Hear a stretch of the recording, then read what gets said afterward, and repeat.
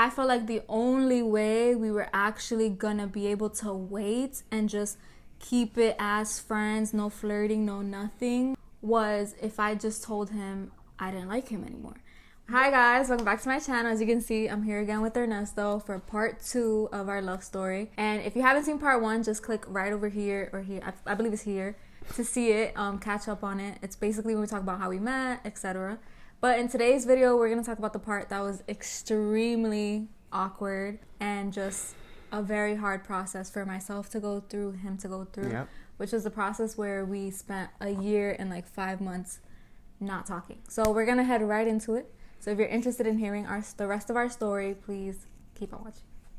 So as you guys know from the ending of last video, me and Catherine, we started talking a lot. We started talking for hours and hours and hours. And it came to a point where Catherine's mother noticed that we were just talking a lot.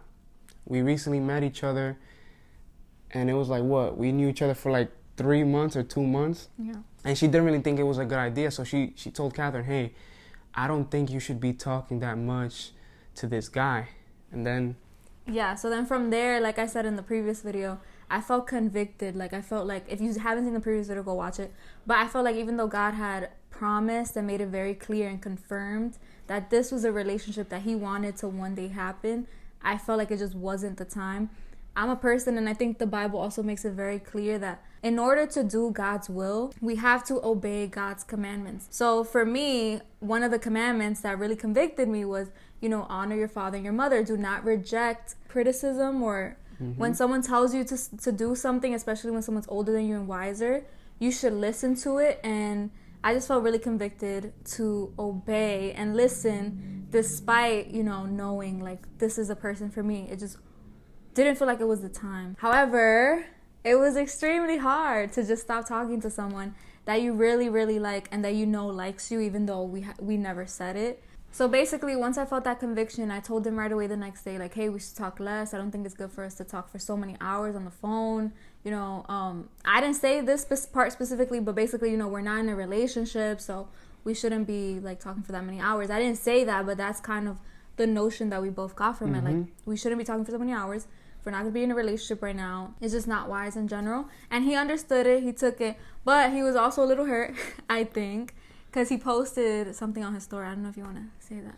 No, I was extremely hurt because we were having such a great time. We were talking, and I don't know if we emphasized this that much in our first video, but our conversations were like deep conversations. I've never had conversations with anybody like the ones that I had with her. So I felt this really deep connection with her because like I saw her character. I saw who she truly was. She would open up to me. I would open up to her. And I was like, yo, this is the type of woman that I want as a wife in my life. So out of nowhere, when she comes and she's like, oh, I don't think it's a good idea for us to talk and this and that.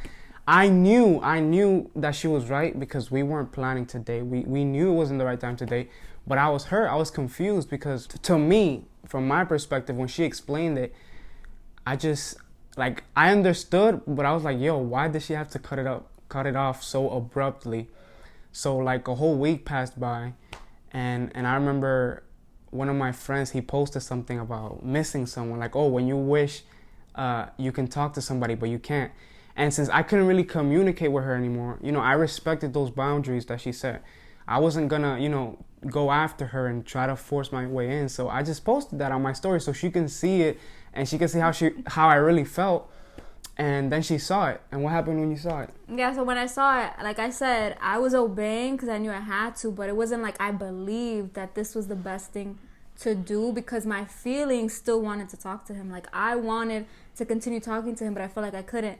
And then when he posted that, in my head, I'm like, oh my gosh, like what if he thinks I don't like him? No, it's not that I don't like him, it's that it's just not the time. So I went ahead and I responded to his story, and I don't remember what I said, but basically we just started conversation from there. And from there, we kept talking to the same extent that we did before. Not talking for hours on the phone, but we kind of rekindled a bit. And that went on multiple times. Like multiple times, we would stop talking, start talking again. But it was like a whole cycle. We would begin to talk, and then we would get more comfortable, and then we would talk for hours, and then it would be a whole cycle. Then she would be like, no, we can't do this. And it was a back and forth thing that honestly I had to have a lot of patience because I was like, yo, what in the world Yeah. is going on? Like 1 month we're cool, the other month, oh, we can't talk. Another month we're cool, we're talking again, and then the next, we can't talk anymore. Yeah, and it was honestly my fault in a way because, or mostly my fault because I was the one that was told the instruction. I was the one who felt the conviction. I was the one that God had kind of, confirmed that this was going to go somewhere. And because of that confirmation, it kind of led me to want to do things like in my own strength or force things to happen. So I kind of had this fear of like, okay, we're gonna end up together in the future one day, but like, what if he doesn't like me anymore? Or like, what if we stop talking and like he's just over me? And what like if he thinks I don't like him anymore? And there were so many things in my head that I was so afraid to let go of just us that I didn't trust God. Basically, when God promises something to you, you don't have to work super hard to get it, or you don't have to, especially when it's in a relationship. When it's a relationship and the guy is the one supposed to pursue, like, you don't have to like force it, like, oh no, we have to talk, oh no, this, like, you have to just obey what God says. And a lot of times when God promises stuff to you, he's gonna ask you to do something that's completely opposite to what he promises. Like when God promised Abraham a son and actually gave him a son, he asked him, hey, go sacrifice your son. Not because God was actually going to take his son away, but as a test. So for me, I didn't realize in the moment, but now that I look back, I feel like God was just testing me. Like, do you really trust me?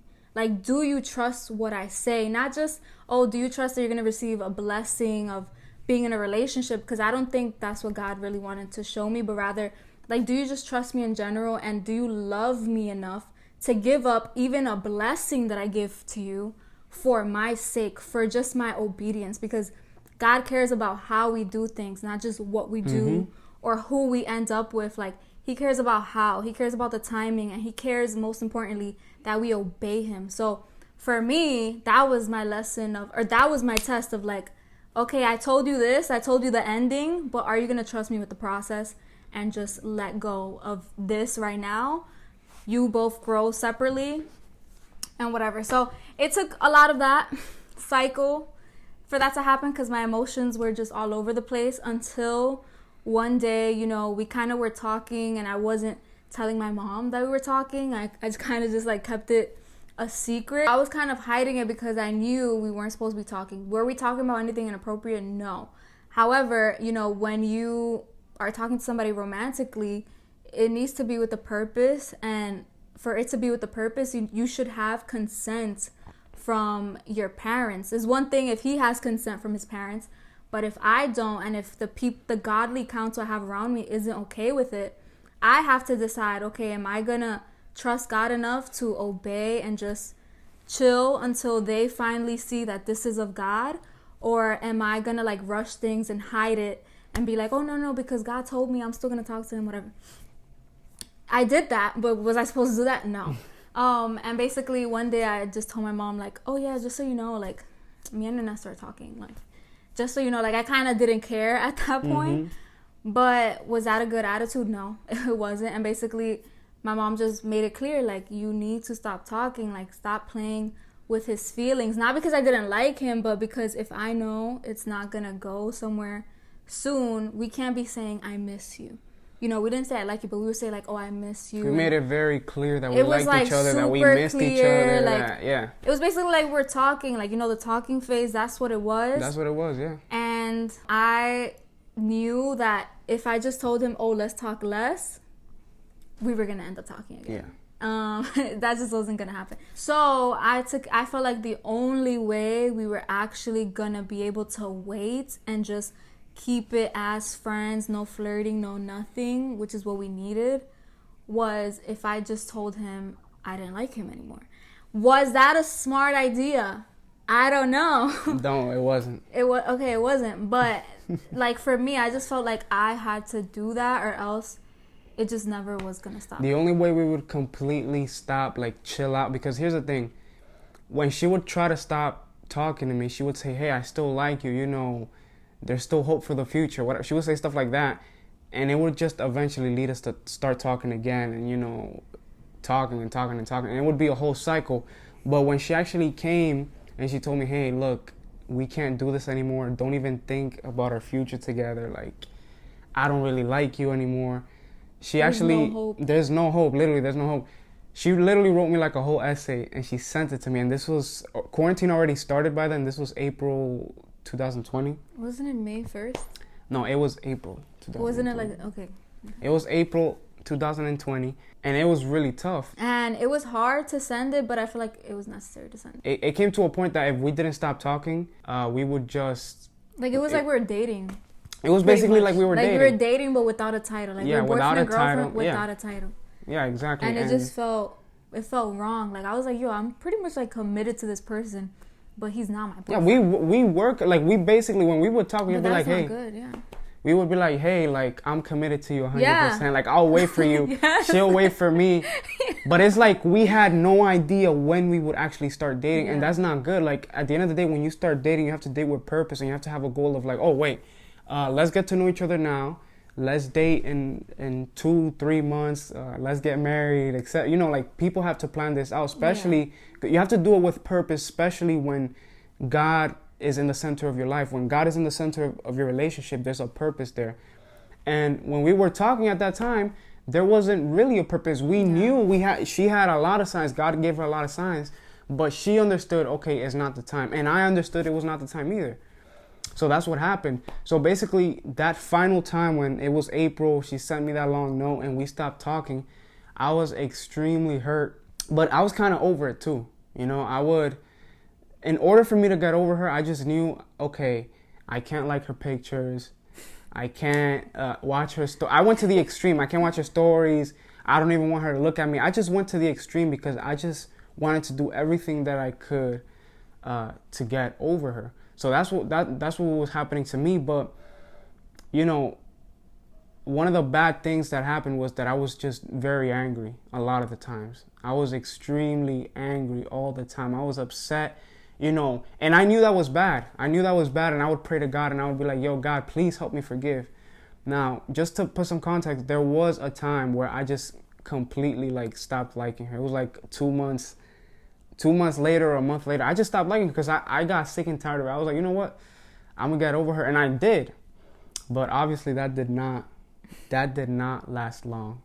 And then you talk about you at that time. Yeah, and part of the reason he was mad wasn't just because I sent the note and said, I don't like you anymore. So basically, I was giving him all the signs that I liked him, and then now I'm saying, I don't like you anymore. So he expressed to me later on that he felt like I was playing with him, and I just didn't care about him. But for me, I felt like me sending that was me caring immensely for him because I don't want to play with your feelings. I don't want to play with your time. And if this is not going to go anywhere, like, I'd rather you just completely forget about me. Because for me, even though God had promised and told me what he told me or made the signs very clear, it got to the point, guys, where I had just received so much conviction of us not being able to talk at that moment that I took that as a no, like, this is not God's will for you at all, instead of a wait. This is God's will, but at his time.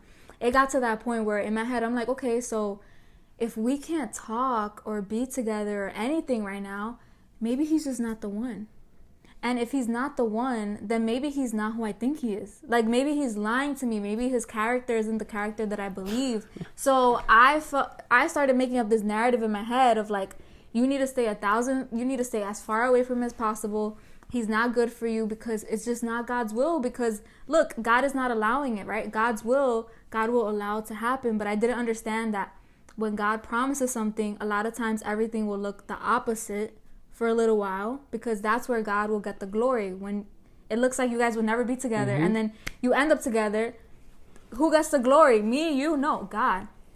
But I didn't understand that, and I feel like it was necessary for me to not understand that. But during that time, I felt really sad and upset. Not at him. He was upset at me. But I was upset with God, because in my head, I'm like, if you told me this and you made this clear, why are you not allowing us to talk? Like, I just didn't understand that. Like, why can't I talk to him? Like, there's nothing bad. We're not doing anything bad. Why are the circumstances around us not allowing us to be together, to the point where I would like cry a lot. And it wasn't because like necessarily I missed him. Yes, that was part of it. But it was more so because I just felt confused towards God. I'm like, did God really talk to me? Like, did I make that up? Did, you know, maybe God wanted me to think it was his will so that I can like him, catch feelings, and then learn something from the heartbreak of it. I don't know. But yeah, it was a very difficult time. It felt like a breakup. I had never been through a breakup, but it literally felt like one. I imagine it feels like that way because I felt like I was grieving. Like, oh my gosh, there was not one day I couldn't think about this. I went through a breakup, but we weren't even dating, and that was the most hurt I ever felt. But yeah, that was the problem, and then that leads to, you know, was there any conflict between us in that period? Like, for sure, yeah, there was a lot of conflict between us because, like I said, because I thought it just wasn't God's will at all. Like, the whole promise thing completely left my head. I was like, no, there's just so much struggle for us to even like talk to each other that this just must not be God's will, right? Because if something is God's will, you need to do it God's way. And if things aren't allowing for that to happen, in my head, I just didn't think of, oh, God is just telling us to wait anymore. I just thought God is just saying no. Because my feelings were just so like strong and I wanted to just act on it and be like, just continue talking to him. I didn't accept that fact. And not accepting that fact made me just think, okay, so he's just not the one. So he's just not the guy for me. Yeah. So if he's not the guy for me, and not even just that, if God wants me to obey him by letting go of him, I need to be far from this guy. Like, I need to ignore him unless it's for ministry stuff. Like, we're not going to talk as friends at all because I don't want to go back to talking again and going through the whole cycle and playing. I just felt like I was playing with his feelings at that point if we would have gone through that cycle again. So for me, my medicine was just ignore him. And in my head, I'm like, even like in a way, like I even wanted him to get over me. Like, I'm like, if I ignore him, if I don't talk to him, he's probably never going to like me anymore. Good. Like, if he doesn't, I'm okay with that. It will make it easier for me to move on and see who is the person for me and who is the person God has for me. So even though we did work together as ministry leaders, like there was, by the way, context, our church was over Zoom during this time. So we wouldn't even see each other in person. Thank the Lord. I feel like that was God that allowed it to happen, because otherwise we would have ended up talking again and we would just fall again right away. The same thing. So being that it was only through Zoom and phone calls that we would see each other for meetings or like Bible studies or whatever, like the energy I would give was always like, talk to everybody but him. Like, say hi to everybody, him real quick, and then like that's it. But to be fair, at first, the first couple of months, and you know, sometimes she would do this, sometimes she would not. She would try to be nice to me. She would try to say hi. She would try to be friendly. But I was so closed off as well. Like, there were times we would be at a Zoom meeting. She would try to be nice to me. She would say hi, you know, because she would feel guilty. She would feel bad. And I would just be like completely like dry as well. But then it came to the point where it was the opposite, you know.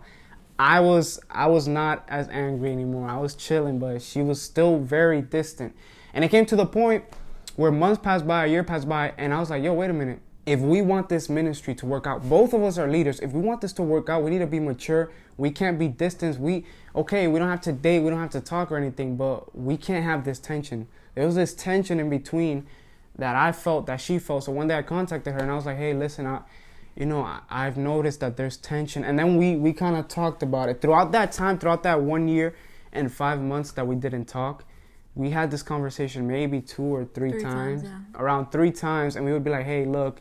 And, you know, if she wanted me to clarify anything, I would clarify. If I wanted her to clarify anything, she would clarify it. And then that made things better. But because we never really talked about it, you know, things would go back to where they were, right? And like I said, at the beginning, I didn't like her, but then this was throughout the 2020, the whole year. But then the beginning of 2021, that's when I started, like, my feelings started coming. It was inevitable, honestly. It was inevitable. But I thank God that throughout 2020, I kind of did stop liking her, because I think that helped me a lot. That helped me focus more on the things that I had to focus on. Yeah, that helped her focus on the things she has to focus on. 1,000%. Like, it got to the point where I was like, yo, I know I'm in God's hands. I'm not going to focus on him or anybody. I'm going to focus on being single. And what does Paul say? Paul says, it's better to be single because you can use that time to focus on God. So I was like, you know what? I'm going to completely just surrender the whole desire to be married and all that stuff and I'm gonna just focus on God, and I'm gonna do what God wants me to do, because ultimately, like, relationships, from my experience with him and just in general with crushes I've had, like, a lot of times they could bring pain and a lot of things, but Jesus, God, will always love you. He will never leave you. He'll never send you a note like how I sent him saying, I don't like you anymore. Like, God will always be there. And ultimately, I think God allowed that distance between us so that at least I can learn, like, having a relationship is great, having children is great, having a car, a career, all the blessings that come from God is great, right? His promises that he can give for you. But nothing compares to just being with God, right? You don't know how close you can be to God until everything is taken away, or at least like what you cared about the most was taken away. And for me, once this was taken away, I just focused on God completely, and I love it. And I feel like our relationship now wouldn't be how it is and healthy and all that if I didn't have that strong identity of Christ, where, like, with a man, without a man, with a job, without a job, whatever God wants to give me and then take away, like, you do it. Like, you know what's best. Yeah, exactly. And I had the same mentality. It came to a point where I was like, yo, and it was because I knew her as a person too. It came to a point where I was like, you know what? I can't, not that I was, but I was like, I can't focus, or I can't get distracted by girls or any girl. I'm just going to focus on God. I'm 20 years old. And at that time I was 19. And in my head, I'm like, yo, I'm probably going to get married when I'm 27. Because in my head, I was like, you know what, man, I'm going to focus on God. I'm going to do the work I have to do. And that's it. That was my mentality. And, you know, it helped, because at the end of the day, I don't know why. Well, I do know why, because I still liked her without realizing it. But every time I would think about marriage, or every time somebody would talk about relationships or marriage, even though I didn't like her, she would pop up to mind. Like, the only definition, the only person I saw when the conversation of relationship or marriage came up, the only person that popped into my head was her. And it's not that I was like, it's not that I was like, oh my gosh, I like her. I didn't really fully admit that to myself. I didn't really like her. But, like, there was no way I could focus on a relationship, because the standard that I have, the only standard, was her. Like, she was like the perfect person. So I just decided to focus on God. I kept on studying. I kept on doing my thing, growing in ministry. And things were kind of smooth there, even though sometimes there was still tension. But I think I think things got a little bit better, you know. We got used to it, and yeah. Yeah, and basically I think it's also important to note that that's why it's also really important when you meet someone in church or someone who you are a leader with, that you really need to pray about if God wants you to be in a relationship. Because imagine if we weren't to have ended up in a relationship, but we had that experience together, whatever, of just talking to each other. And then having to see that person in church all the time. And, like, having to, you know what I mean? So I think just something to add is, like, it's very important to pray about it and think about it. And I'm grateful that we didn't just jump into a relationship, like, when we had those feelings, but we waited until now to be in one, because ultimately it was God's will. Yeah. Anyway, so, and, like, I was laughing when he was saying, like, oh, he was thinking of getting married when he was 27, because I remember just last summer, I'm over here talking to, like, the ladies there, and I'm like, I don't see myself getting married until I'm 30. Like, I'm not thinking about that right now, because, you know, people, they want to get married because they think it's going to bring them fulfillment and happiness. But no, it's a lot of hard work. And I realize that now with time, it's work. You know, it's not just always happy. Like, it takes a lot of work. So in my head, I'm like, oh, I'm going to be single until I'm 30, this, that, and the third. But here's where everything changed. And it was at last camp when we went to church. Well, so, for me, just real quick, camp, every time we have camp in church, it starts in August, right? Late August, around there. But for me, remember, the beginning of 2021, that's when everything was more chill between us, even though sometimes there were tension. But it came to a point, and this is what God taught me in this process. It came to a point where it was like July or June, May, I think. It was around May. Or June, I don't know. It was around May or June 2021. And I remember everything. I was mentally in my head. I hadn't seen her like in months. Yeah. And I remember mentally in my head, I was prepared to go there and to, you know, just like keep my distance. Because that's what she wanted. I was like, you know what? I'm not going to cross any boundaries. I'm just going to chill, say hi, whatever. It was for a youth event. It was a youth event. We went to Governor's Island.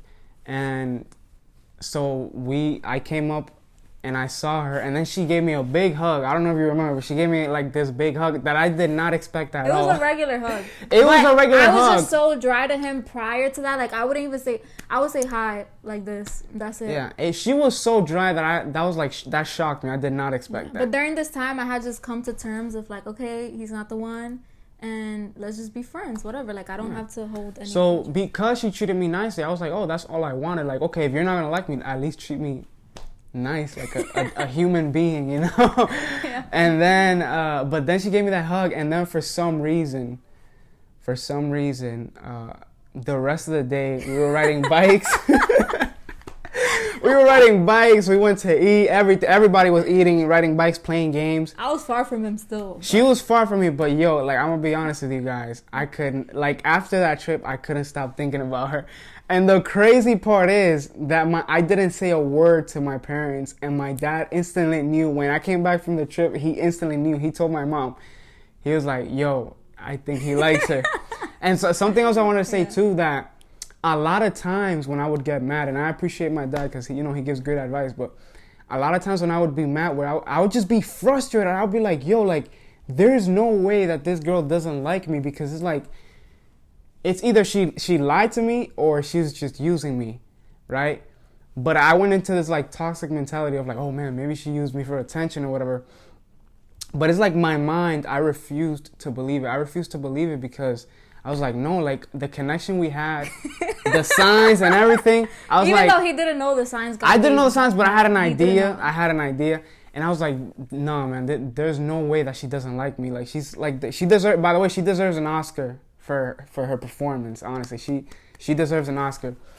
But it came to a point where my dad told me, he was like, yo, you still like her? And I'm like, what are you talking about? He was like, look, if you didn't like her, you wouldn't be frustrated. If you didn't like her, you wouldn't be mad at her. And I was like, yo, you're right. Because, I mean, in the past, if I liked somebody and then I stopped liking them, I couldn't care less about what they were doing. But with her, I just couldn't get her out of my mind. And I was just like, I just cared a lot about her. Even if she wasn't talking to me, like, I was just like kind of like protective. And I don't know what it was, but I just cared so much about her. And then when my dad told me that, he was like, yo, if you didn't like her, you wouldn't be frustrated. I was like, yo. And that was the beginning. That's when I started like admitting to myself, like, okay, I think I do like her. Yeah. And basically for me, Governor's Island, I probably did like you. I probably did. I think I did. But I just got to the point where the thought of Ernesto was, this is not God's will. So anytime I saw him, or however close he was to me, I was just like a blockade. Like, I didn't even look at him in the eyes ever, really. Like, and that's why, and I think it was because I knew if I looked at him in the eyes, that's it. Like, I'm gonna feel it again. So for me, it was just like, this is not what God wants. Not what God wants me to do. He doesn't want me to be with him. So you're gonna be over there and I'm gonna be over here. And I was even praying like, God, please help me move on. I have in my prayer journal so many times where I've prayed like, God, like, why, like, can you please help me move on from him? Like, why do I keep thinking about him every single day? Like, I just need to get over this. I would struggle with the same thing. So if you want to finish watching this crazy roller coaster of a love story that has now ended in us being together, definitely subscribe below, put the notification bell. We're gonna post it within the coming weeks, so definitely don't want to miss it. It's very exciting, and you will see how clearly God spoke and how he made it super clear that it was time to end this, so or to start this. To start it. So thank you for watching, and we'll see you in the next one. Bye. At the end of it, what he said was, one of God's promises to you will be fulfilled before the end of this year.